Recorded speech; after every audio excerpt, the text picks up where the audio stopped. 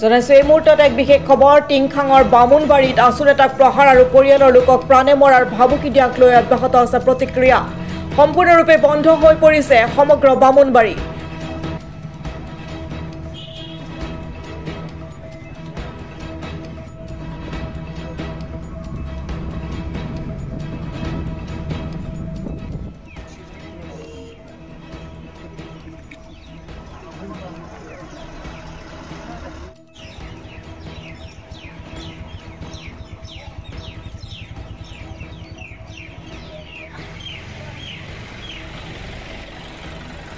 নিৰাপত্তাৰক্ষীয়ে ঘেৰি ৰাখিছে সমগ্ৰ অঞ্চল তিনিজনক ইতিমধ্যে আটক কৰিছে সদৌ ডিব্ৰুগড় জিলা ছাত্ৰ সন্থাৰ সাংগঠনিক সম্পাদক তন্ময় বৰগোহাঁইক 20ৰ পৰা 25 জনীয়া দলে বিনা কাৰণত প্ৰহাৰ কৰাৰ অভিযোগ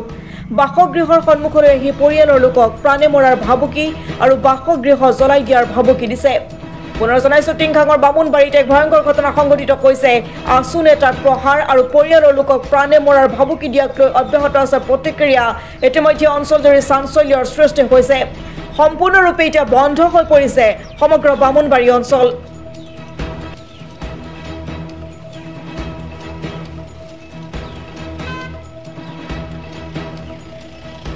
নিৰাপত্তাৰক্ষীয়ে চাৰিওফালে ঘেৰি ধৰিছে সমগ্ৰ অঞ্চল তিনিজনক ইতিমধ্যে আৰক্ষীয়ে আটক কৰিছে আৰু সদৌ ডিব্ৰুগড় জিলা ছাত্ৰ সন্থাৰ সাংগঠনিক সম্পাদক তন্ময় বৰগোহাঁইক 20ৰ পৰা 25 জনীয়া দলে বিনা কাৰণত প্ৰহাৰ কৰাৰ অভিযোগ উঠিছে বাসগৃহৰ সন্মুখলৈ আহি পৰিয়ালৰ লোকক প্ৰাণে মৰাৰ ভাবুকি আৰু বাসগৃহ জ্বলাই দিয়াৰ ভাবুকি দিছে সমগ্ৰ ঘটনাৰ জৰিয়তে চাঞ্চল্যৰ সৃষ্টি হৈছে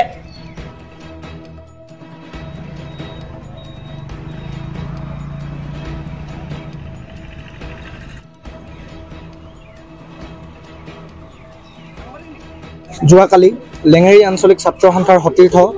সদৌ ডিব্ৰুগড় জিলা ছাত্ৰ সন্থাৰ সাংগঠনিক সম্পাদক তন্ময় বুঢ়াগোহাঁইক যিটো অনা অসমীয়া দলে আক্ৰমণ কৰিলে ঘৰত সোমাই আচলতে তেওঁলোকে যি ব্যৱহাৰ কৰিলে তাক আমি গৰিহণা দিছোঁ লেঙেৰী আঞ্চলিক ছাত্ৰ সন্থাই আমি দাবী কৰিছোঁ যেতিয়ালৈকে অসমীয়াক আক্ৰমণ কৰা অনা অসমীয়া দলটোক পুলিচ বিভাগে যেতিয়ালৈকে কঠোৰ ব্যৱস্থা গ্ৰহণ নকৰে তেওঁলোকক চালান নিদিয়ে তেতিয়ালৈকে বামুণবাৰী বন্ধ থাকিব যেতিয়ালৈকে তেওঁলোকে জেলত প্ৰেৰণ নকৰে তেওঁলোকক তেতিয়ালৈকে বামুণবাৰী সম্পূৰ্ণৰূপে বন্ধ হ'ব এয়া আমাৰ দাবী প্ৰায় তিনিজনক আমি গম পোৱা মতে তেওঁলোকে গ্ৰেপ্তাৰ কৰিছে প্ৰায় 25 জনীয়া দল এটা আছিল যে আমি দাবী কৰিছোঁ যে সেই গোটেই 25 জনক তেওঁলোকে অতি শীঘ্ৰে গ্ৰেপ্তাৰ কৰক আদি দেৱ নামৰ এজনৰ নেতৃত্বত এই সম্পূৰ্ণ ঘটনাটো সংঘটিত হৈছে এই আদি দেৱজনেই হৈছে তেওঁলোকৰ লিডাৰ তেওঁক ইতিমধ্যে গ্ৰেপ্তাৰ কৰা হৈছে আৰু তেওঁক গ্ৰেপ্তাৰ কৰাৰ পাছতে গোটেই কেইজনক আৰক্ষীয়ে চালান দিব বুলি আমি আশা ৰাখোঁ ঘটনাৰ মূল আঁৰ হৈছে অসমীয়া আৰু অনা অসমীয়াৰ মাজত তেওঁলোকে যি সংঘাত আনিবলৈ চেষ্টা কৰিছে সেই সংঘাত আমি বিচ্ছেদ কৰিব লাগিব কাৰণ এজন অসমীয়াৰ ওপৰত আচলতে অনা অসমীয়া আহি মেলি যি ধৰণে আক্ৰমণ কৰিছে সেয়া কোনোমতে আমি সহ্য নকৰিম ইয়াৰ ওপৰত আমি বিহিত ব্যৱস্থা গ্ৰহণ কৰিম আৰু তেওঁলোকে যদি প্ৰশাসনে যদি কম সময়ৰ ভিতৰত তেওঁলোকক জেললৈ প্ৰেৰণ নকৰে তেনেহ'লে পৰিণতি ইয়াতকৈও অধিক তীব্ৰ হ'ব কালি এটা বৰ দুখজনক ঘটনা হ'ল